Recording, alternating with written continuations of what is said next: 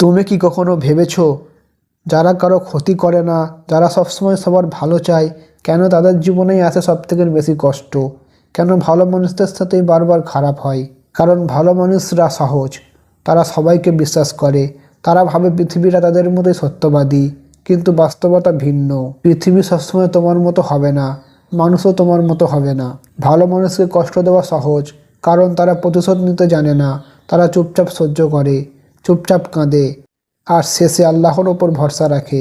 কিন্তু ভুলে যেও না, যে মানুষটা বারবার কষ্ট পেয়েও ভালো থাকা বেছে নেয়, তারা দুর্বল নয়, তারা এক ধরনের অদৃশ্য শক্তির অধিকারী।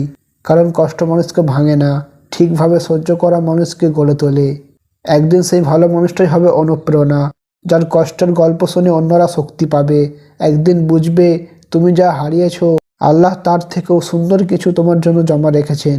তোমার কষ্টের প্রতিটি মুহূর্ত একদিন তোমার শক্তির প্রমাণ হয়ে দাঁড়াবে। তুমি ভালো মানুষ বলেই তোমার সাথে খারাপ হচ্ছে না, বরং তুমি আল্লাহর প্রিয় বলেই তোমার পরীক্ষা নেওয়া হচ্ছে।